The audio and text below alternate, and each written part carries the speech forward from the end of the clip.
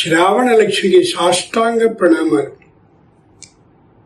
శ్రావణం నేటి విశేషం అనే ఈ ధారావాహిక శీర్షికని విశేషంగా ఆదరిస్తున్న ప్రేక్షకులైన మీ అందరికీ కూడా సాధువాదాలు. అమ్మ ఆశీర్వచనం సంపూర్ణంగా మీ అందరికీ కలగాలని ఆమె అనుగ్రహాన్ని ప్రార్థిస్తాను కూడా. ఈరోజు మంగళవారం నాడు శ్రావణ మాసంలో మంగళ గౌరీ వ్రతాన్ని చేస్తూ ఉండడం అనేది అనూచారంగా సంప్రదాయంలో కనిపిస్తున్నటువంటి విషయం. అంటే చాలా కాలం నుండి సంప్రదాయంలో వస్తున్న అంశం. ఏమిటి దీనిలో ఉండే విశేషం?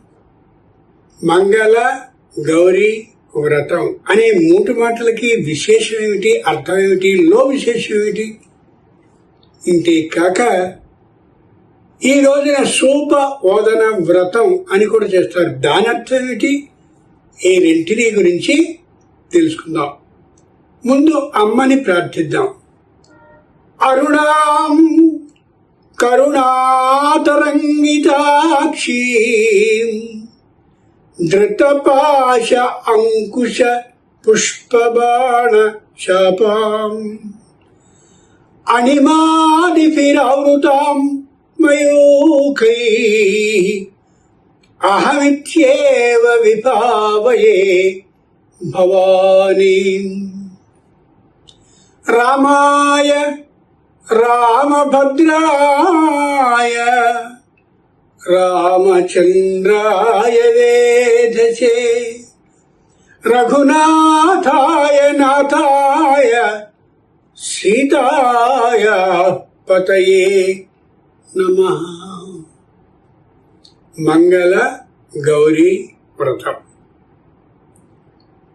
ఈ వివాహమైనటువంటి దంపతులు ఎవరైతే ఉంటారో ఈ సంవత్సరంలో శ్రావణ మాసం రాగానే ఆ అమ్మాయి చేత చక్కనైనటువంటి వ్రతాన్ని శ్రావణ మాసం నిండుగా ఎన్ని మంగళవారాలు వస్తే అన్ని మంగళవారాల్లోనూ కూడా ఆ వ్రతాన్ని చేయిస్తారు. ఎందుకని? ఒకటి, చలివిడి వాయనంగా ఇస్తారు కాబట్టి ఆ చలివిడి గర్భధారణకి ఏదైనా అవరోధం కానున్నట్లయితే ఆ అవరోధాన్ని తొలగించగలిగిన అమోఘమైన దివ్య ఔషధం చలివిడి కాబట్టి. దానితో పాటుగా శనగల్ని కూడా వాయనంగా ఇప్పిస్తారు. శనగలలో కూడా అంతటి శక్తి ఉంది. ఏ విధమైనటువంటి ప్రసవకాలం నాటికి కూడా ఆ లోనున్న శిశువు సుఖంగా యువతలకి వచ్చేలా చేయగలిగిన అద్భుతమైన ఔషధం, ఋషులు తపస్సు చేసి కనుక్కున్నటువంటి ఔషధం, ఆ పాల సముద్రం నుండి పుట్టినటువంటి ధన్వంతరి మహాశయుడు మనకి అనుగ్రహించిన ఔషధం శనగలు. మన ఇంట్లో దొరికే, మనకి చాలా వీలుగా దొరికేటటువంటి వస్తువులు ఈ రెండు కూడా. అయితే చలివిడిని మన ఇంట్లోనే మనం చేసుకోవాలి తప్ప ఎక్కడి నుండో కొనుక్కున్నది మాత్రం వద్దు తల్లులారా. అది నిలువ ఉండడం కోసమని ఏవేవో రాసాయనిక పదార్థాలు, అంటే రసాయన పదార్థాలన్నింటినీ కలిపి ఏర్పాటు చేస్తారు. వద్దు. మనం ఔషధంగా దాన్ని స్వీకరించాలి అన్నప్పుడు మనకి చేసుకోగలిగిన అవకాశం ఉన్న పదార్థాలే మన దగ్గర ఉన్నప్పుడు ఎందుకు మరో చోటు నుండి తెచ్చుకోవాలి? వద్దు. అంచేత మంగళ గౌరీ వ్రతంలో ఉండే మొదటి విశేషం అది. ఈ సంవత్సరమే వివాహమైనటువంటి ఏ కన్య తాను వధువుగా ఆ దశ నుండి వివాహితగా మారిందో ఆమె ప్రతి మంగళవారము కూడా శ్రావణ మాసం నిండుగా ఎన్ని మంగళవారాలు వస్తే అన్ని మంగళవారాలు ఈ వ్రతాన్ని ఆచరించవలసిందే. అందుకనే దానికి వ్రతము అని పేరు పెట్టారు. వ్రతము అంటే ఒక్క రోజున అయిపోయిందని దులుపుకునేది కానే కాదు అని అర్థం. ఆ రెండు మంగళ గౌరీ వ్రతం అని కదా. మంగళ అంటే మంగళాలని ఇచ్చే గౌరీ, ఏ గౌరీ అయితే ఉందో ఆమె పేరిట చేయబడే వ్రతం అని పై అర్థంగా మనకి తెలిసిపోతుంది. లో అర్థాన్ని చూద్దాం. మంగళ అనే మాటకి అంగారకుడు అని అర్థం, కుజుడు అని అర్థం. మంగళుడు అనే పేరు కలిగిన రాహున్నాడు. ఆ మంగళుడినే అంగారకుడు అంటాం, కుజుడు అంటాం, ఇదిగో మంగళ గ్రహము అని అంటాం. అంగారక కలహేతు. ఈ అంగారకుడి లక్షణం ఏంటంటే ఖచ్చితంగా కలహాన్ని నిష్కారణంగా పెడతాడు.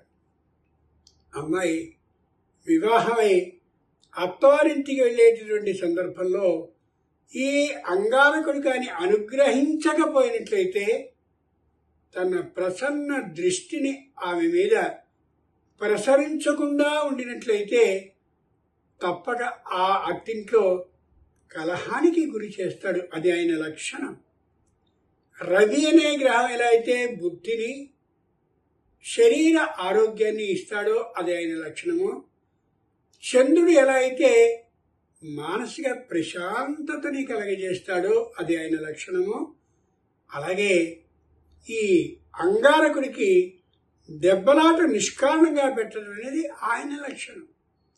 అంచేత అమ్మాయిని అత్తవారింటికి పంపిస్తున్నాం కాబట్టి అత్తవారింట్లో ఏ కలహము రాకుండా ఉండేలా ఈమె ప్రవర్తన, వాళ్ళ అనుకూలత ఉండాలి. కాబట్టి ఆ మంగళుణ్ణి ప్రార్థించేటటువంటి వ్రతం మంగళ గౌరీ వ్రతం. 2, ఈ మంగళునికే కుజుడు అని కూడా పేరు కలిగింది. కుజుడు అనే పేరు కూడా ఉంది. కుజో మనస్తాపకారక. ఏ జ్యోతిష శాస్త్రాన్ని చూసినా ఈ మాట తెలియజేస్తుంది. మనస్తాపకారక, మనసుకి విపరీతమైనటువంటి తాపం అంటే వేడిని కలిగించేవాడు. విపరీతమైనటువంటి వేడి ఎప్పుడు వస్తుంది? ఊహించినటువంటి ఏదైనా మానసిక కష్టం వచ్చినప్పుడు వస్తుంది. అమ్మాయి, నువ్వు అత్తింటికి వెళుతున్నావే, అక్కడ నువ్వు ఎలా ఉన్నావో, ఏ విధంగా నీ ఆ జీవితం అక్కడ కొనసాగుతుందో, నీ భర్త, అత్త, మామలు, బావుమరదలు, బావలు, అలాగే తోడికోడళ్ళు అందరూ ఎలా ఉంటున్నారో మాకు సుఖంగా ఉండేలా చెయ్యాలి అని అంటే ఇదిగో ఆ కుజుడిని ప్రార్థిస్తున్నావే, నువ్వు మా సమక్షంలో ప్రార్థించవే అని చెప్పి ఏ గౌరీ వ్రతాన్ని చేస్తూ ఉంటామో, ఏ కుజుని పేరిట చేస్తూ ఉంటామో అంచేత ఇది ఆ కుజుని పేరిట ఉన్న మంగళ గౌరీ వ్రతం అవుతుంది. ఇంకో చిత్రమైనటువంటి వృషభగ్రహదారుణ.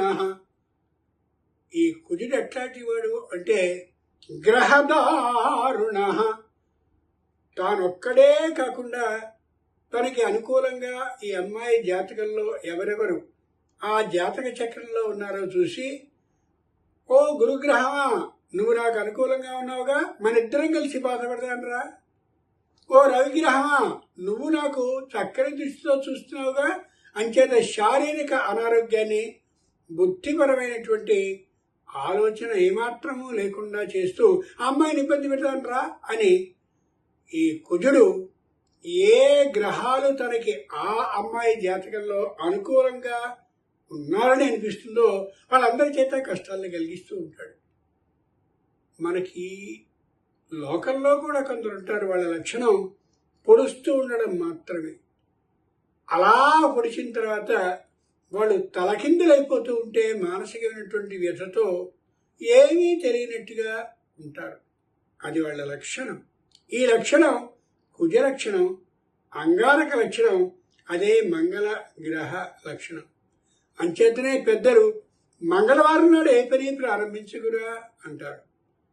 అంటే ఏ పని కూడా అంటే మంగళవారం నాడు అమ్మాయికి పరీక్ష ఉన్నా, అబ్బాయికి ఉద్యోగానికి సంబంధించినటువంటి మౌఖిక పరీక్ష ఉన్నా పంపొద్దని కాదు.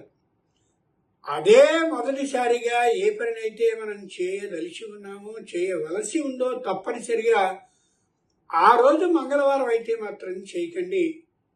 ఎంతో కాలంగా అలా ఉద్యోగాన్ని చేస్తూ ఉన్నా, అబ్బాయి మౌఖిక పరీక్షకి వెళుతున్నా, ఇంకేదైనా సరే అదే మొదటిసారిగా చేసే పని మాత్రం మంగళవారం నాడు చేయొద్దు అన్నారు. అంచేతనే వివాహాలని కూడా మంగళవారం నాడు పెట్టడానికి జంకుతూ ఉంటారు జ్యోతిష పండితులు. ఎందుకు అనవసరంగా ఇబ్బంది కలగచేయడం వాళ్ళకి అని. ఇటువంటి లక్షణం కలిగిన వాడు మంగళుడు. పైగా ఈ సంవత్సరం అంటే పరాభవనామ సంవత్సరంలో కుజుడు మంచి బలంగా ఉన్నాడు కాబట్టి అన్ని వ్యతిరేకతలే కలగచేస్తూ ఉంటాడు కాబట్టి మీ మీ కూతుళ్ళని లేదా మనవరాళ్ళని అందరినీ కూడా మంగళ గౌరీ వ్రతాన్ని ఖచ్చితంగా ఆచరించేలా చేసి వాళ్ళకి ఈ విషయాన్ని వివరించి చెప్పి ప్రోత్సహించి మీరు దగ్గర కూర్చుని చక్కగా చేయించండి ఈ మంగళవార గౌరీ వ్రతాలని. ఎంత అద్భుతంగా ఫలితాలు మీకు కనిపిస్తాయో, అమ్మవారి అనుగ్రహం లభిస్తుందో మీరే తెలియచేస్తారు ముందున్నట్టు. మరో విశేషం కూడా ఉంది. శ్రీ మహావిష్ణువుకి అలాగే శంకరునికి మనం భార్యల విధానాన్ని కానీ చూసినట్లయితే శ్రీ మహావిష్ణువుకి ఒకే ఒక్క భార్య ఉంటుంది, ఆవిడ పద్మావతీదేవి. రెండవ ఆమె ఈయన క్షత్రియుడి కాబట్టి పరిపాలన చేసే లక్షణం కలిగిన వాడు కాబట్టి భూదేవి కూడా భార్యగా ఉంటుంది. శ్రీలక్ష్మి భూలక్ష్మి అని ఇద్దరు. ఏది మహానుభావుడైనటువంటి శ్రీ మహావిష్ణువుకి ఆ శ్రీలక్ష్మినే పద్మాల మీద కనిపించినటువంటి కారణంగా ఒక అవతారంలో పద్మావతి అని పిలిచారు. కాబట్టి ఇక్కడ శ్రీలక్ష్మి, ఈ పక్కన భూలక్ష్మి ఉంటుంది. శ్రీ వెంకటేశ్వరుడు భూపతి అంటే భూమి అనే పేరు కలిగిన భార్యకి భర్త అని అర్థం కాదు, ఏ భూమిని పరిపాలించేవాడు అని అర్థం. భూమి అంటే మొత్తం భూమి మీద ఉండేటువంటి సర్వ ప్రజా అనేకం. ప్రజ అంటే ఉచ్ఛ్వాస నిశ్వాసాలు చేసే అన్ని ప్రాణులకి, ప్రాణుల యొక్క అనేకం సమూహానికి అధిపతి అని అర్థం. ఆ ఉన్నటువంటి వాళ్ళలో మనం కూడా ఉన్నాం. కాబట్టి మాకు ఏ విధమైనటువంటి భూమికి సంబంధించిన తగాదాలు ఉన్నా, లేదా భూమిని కొనుక్కోవాలి అని అనుకుంటే చేదాకా వచ్చి జారిపోతూ ఉన్నా, లేక భూమికి సంబంధించిన ఏ చిక్కులు వస్తూ ఉన్నా, అమ్మా భూలక్ష్మి నువ్వు శ్రీ వెంకటేశ్వరుని భార్యవి కాబట్టి మేము నీ పేరిట ఇదిగో భూదేవికి సంబంధించిన ఈ మంగళ గౌరీ వ్రతాన్ని చేస్తున్నాం. మా అమ్మాయి చేత, మా కోడలి చేత, లేదా మా మనవరాలి చేత ప్రోత్సహించి మరీ చేయిస్తున్నాం కాబట్టి భూ సంబంధమైన తగాదాలు లేకుండా చేయవలసిందని ప్రార్థించడం మంగళ గౌరీ వ్రతంలో ఒక భాగం. ఇక మంగళ అనే శబ్దానికి అర్థం తెలిసింది కదా. గౌరీ అనే మాట ఎలా వచ్చిందో విందాం. గౌర అనేటటువంటి మాటకి బాగా ముదిరినటువంటి దర్భ అని అర్థం. దర్భలు కోయకుండా ఉన్నటువంటి కాలంలో చక్కగా హాయిగా లేత ఆకుపచ్చ రంగులో కనిపిస్తాయి. కాస్త పెరిగిన తర్వాత ముదురు ఆకుపచ్చ రంగుకి వస్తాయి. ఆ దర్భలే ఎండిపోయినట్లయితే బాగా ఎండిపోయినటువంటి, ఈ పోలిక చెప్పకూడదు, ఎండుగడ్డి ఏ విధంగా ఉంటుందో అలాంటి పసుపు పచ్చని రంగుకి వస్తాయి. ఆమెకి గౌరీదేవికి సంబంధం ఏమిటి, చెప్పడం ఏమిటి అనుకోవద్దు. చివరిదాకా వినండి. ఈవేళ చాలా మందిలో కనిపించని లక్షణం చివరిదాకా వినకపోవడం. ఏ శంకరుడు బ్రహ్మాండమైనటువంటి తపస్సుని నిర్జన వనంలో, అంటే ఏ ఒక్కరూ లేనటువంటి ఆ వనంలో అమోఘమైన బ్రహ్మచర్యాన్ని పాటిస్తూ తపస్సు చేస్తూ ఉన్నాడో, ఆ కాలంలో హిమవంతుడు అంటే హిమవత్ పర్వతం ఒక రూపాన్ని దాలిస్తే ఏ హిమవంతుడయ్యాడో ఆయన తన కూతురైనటువంటి శైలజ, శైలం అంటే పర్వతం, జ అంటే కూతురు, ఆ శైలజని ఆయన దగ్గరికి పంపించి తన పుత్రిక మీద గట్టి నమ్మకం ఆయనకు ఉంది కాబట్టి, అమ్మాయి ఆ బ్రహ్మచర్యాన్ని పాటిస్తూ ఉండే అతని దగ్గరికి వెళ్ళి అతనికి పరిచర్యని చెయ్యి అని పంపాడు. శైలజ యవ్వనంలోనే ఉంది, శంకరుడు యవ్వనంలోనే ఉన్నాడు. ఇద్దరికిద్దరు సౌందర్యంలో ఏమాత్రం ఎక్కువ తక్కువ కానివాళ్ళు కాదు. ఆ శైలజ మొదటి రోజున అక్కడికి వెళ్ళింది. ఆయన ఏమి చేస్తున్నాడో గమనించింది. గంగానదికి స్నానానికి వెళ్ళేటటువంటి సందర్భంలో ఏ వస్తువులు ఆయనకు అవసరమో గమనించింది. ఆయన వచ్చే వేళకి ఏ పదార్థాలు అంటే పుష్పాలు మొదలైనవన్నీ కావాలో అది కూడా గ్రహించింది. దీన్ని నేర్చుకోవాలి. పురాణంలో ఉండే కథని, వ్రత కథని, నోముల కథలని వింటూ ఉంటే ఇలా తెలుస్తాయి. అమ్మ తన కూతుర్ని పిలిచి ఇలా చేయవే అని అంటే ఆ కూతురు సరైనటువంటి కూతురు కాదు. అమ్మ చేస్తూ ఉన్న పనిని గమనించి తర్వాత ఏం చేయడానికి ఏమి అమ్మ వెతుక్కుంటూ ఉంటుందో, అవసరం అనుకుంటూ ఉంటుందో ఆ వస్తువుల్ని అందిస్తూ ఉంటే కూతురు నా బంగారు తల్లివేని గట్టిగా కౌగిలించుకుని నెత్తి మీద ఒక చక్కని ముద్దు పెట్టదు? ఆలోచించి చూడండి. అనుభవంలో మీకుందిగా, మీ అమ్మ అలాగే చేసిందిగా, మీ పుత్రికై మీరు ఇలా చేస్తున్నారుగా. మీ మనవరాలని అసలు కంటే వడ్డీ ముద్దు అని ఇంకా ఎక్కువగా చేస్తారా లేదా?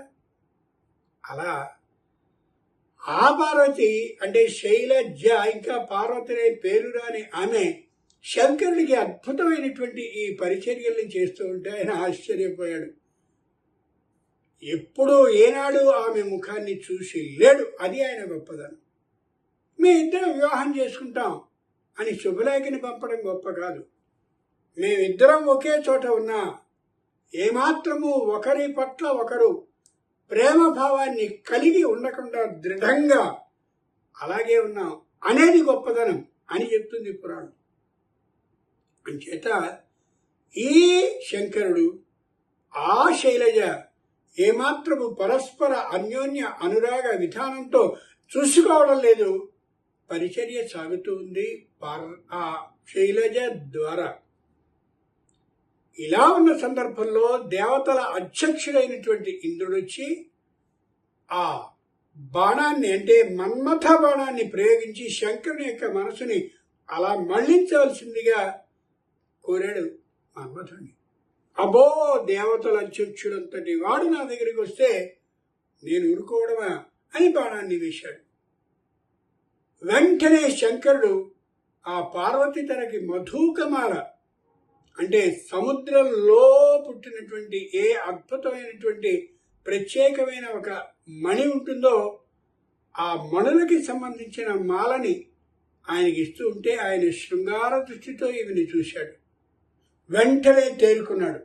ఎవరు నాకు ఈ మన్మథ విధానాన్ని కలగజేసిన వాడు అని చూడగానే వణుకుతూ కనిపించాడు మన్మథుడు. మనసుని మధించగలిగిన వాడు, ఇంతటి నైష్ఠిక బ్రహ్మచర్యాన్ని పాటిస్తున్న శంకరుణ్ణి కూడా కదపగలిగిన వాడు, కలిపినవాడు. వెంటనే మూడవ కంటిని తెరిచి భస్మం చేశాడు శంకరుడు ఆ మన్మథుడిని. ఈ కథ అందరికీ తెలిసిందే, కానీ ఇదే మొదటిసారిగా వినేవారికి తెలియకపోవచ్చుననే అభిప్రాయంతో చెప్పాను. చెప్పిందే మళ్ళీ తిరిగి చెప్పాను అని దయచేసి ప్రేక్షకులు అనుకోవద్దు. అప్పుడు నిరిందరూపం హృదయేన పార్వతి, ఇంత అందగత్తిగా ఉన్నటువంటి నన్ను ఇలా మన్మథుడిని ఆ దహించి వేసి ఎంత అవమానాన్ని నాకు కలిగించాడు అని వెంటనే పార్వతీదేవి అంటే శైలజగా ఉన్నటువంటిది, అప్పటికి పార్వతి కానటువంటిది, వెంటనే తపస్సుకు వెళ్ళింది. తపస్సుని ఎక్కడ చేసింది? గ్రీష్మే పంచాగ్ని మధ్యస్థ, విపరీతమైనటువంటి ఎండలు అలా దహించి వేస్తుంటే ప్రపంచం మొత్తాన్ని ఆ పైనటువంటి సూర్యుడు ఒక అగ్ని కాగా నాలుగు వైపులా పెద్దవైనటువంటి నెగళ్ళని అంటే చిటి మంటల్ని ఏర్పాటు చేసుకుని, చిటి అంటే వేరే అర్థం అనుకోకూడదు, బాగా పెజ్జరిల్లుతున్నటువంటి మంటని చిటి అంటారు. అలా ఉన్నటువంటి 4 అగ్నులు, ఆ పైన ఒక అగ్ని, పంచాగ్ని మధ్యస్థ బ్రహ్మాండంగా తపస్సు చేసింది. ఆ చుట్టుపక్కల ప్రాంతాల్లో ఉండే మహర్షులందరూ కూడా, అమ్మా ఇంతటి తపస్సును మేము చూడలేకపోతున్నాం తల్లి, కన్యగా అయ్యుండి అని అన్నారు. అయినా ఆవిడ మాల. 2, భోజనాన్ని ఏం చేస్తుంది అంటే, లోకంలో ఉన్నటువంటి ఆ చుట్టుపక్కల ఉన్న మహర్షులందరూ కూడా పర్ణాలు, ఆకుల్ని తిని జీవిస్తూ ఉండేవారు, శరీరాన్ని నిలుపుకుంటూ ఉండేవారు. ఈమె ఆ పర్ణాలని కూడా తినడం మానేసి తపస్సు చేస్తుంటే, అపర్ణ అసలు ఆకుల్ని కూడా తినకుండా చేస్తుంది అమ్మాయి అని ఆ పేరుతో వాళ్ళందరూ పిలవడమే కాక, తల్లి కన్యగా ఉన్నావు, చక్కని సౌందర్యవతివి, యోగ్యుడైన భర్త నీకు లభిస్తాడు, కొద్దిగా ఈ కఠినతమమైన ఈ తపస్సుని మానవమ్మా అన్నారు వాళ్ళు. అంతేకాదు, ఈమె తల్లి తండ్రి అయినటువంటి మేనాదేవి హిమవంతుడు వచ్చి ఉమా ఇంత కఠినంగా చేస్తున్న ఆ తపస్సుని మా వద్దమ్మా అని ప్రార్థించారు. ఆమె విననే లేదు. అంతేకాదు, వర్షాసు స్థండిలే శయా దెమ్మరించి శ్రావణ భాద్రపదాలు ఆ వర్ష ఋతువులో వర్షాలు దెమ్మరించి కురుస్తున్నా కూడా ఆ బండల మీదే అలా పడుకోవడం, లేచి తపస్సు చేసుకోవడం అంతే తప్ప ఆ వర్ష బాధని కూడా ఏమాత్రము లెక్కించలేదు ఆమె. మహర్షులందరూ మళ్ళీ ప్రార్థించారు. మేనాదేవి హిమవంతుడు కూడా అమ్మా అని ప్రార్థించినా ఆమె వినలేదు.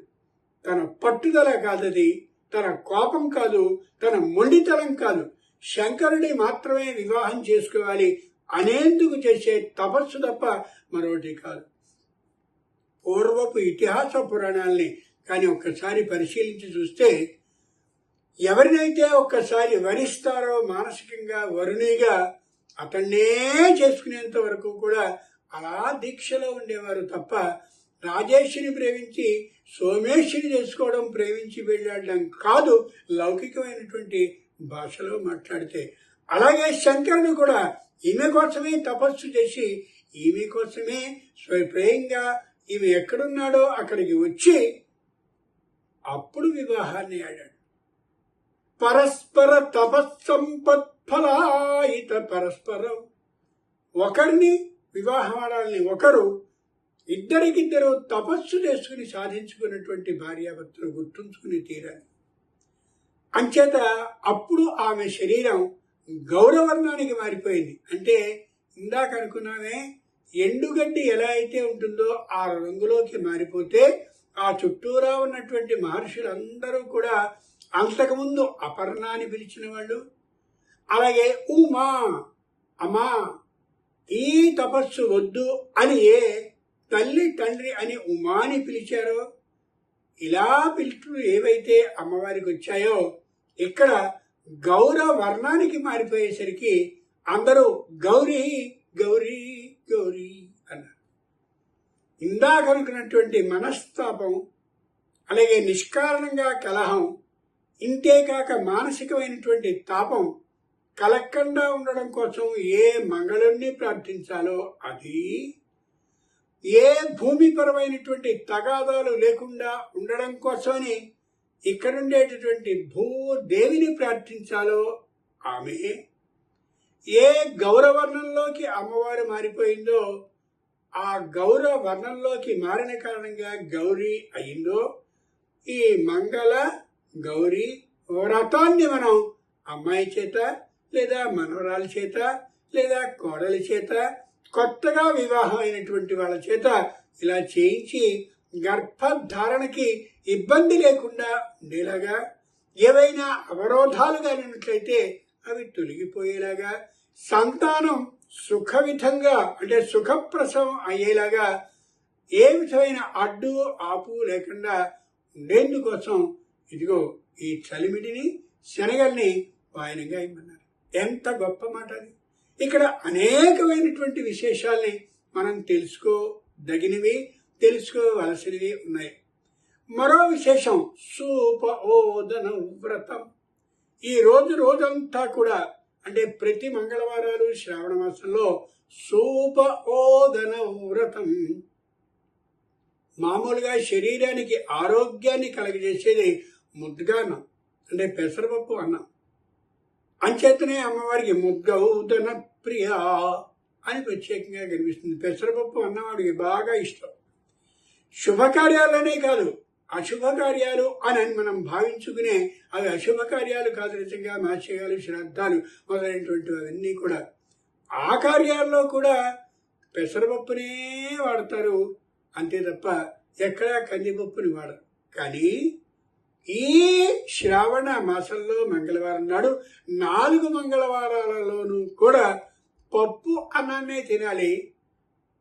ఏ విధమైనటువంటి కలగలుపులు లేకుండా, అంటే ఏ దోసకాయతోటో బీరకాయతోటో వేడితోనో కాకుండా కేవలం పప్పు అన్నాన్నే తినాలి.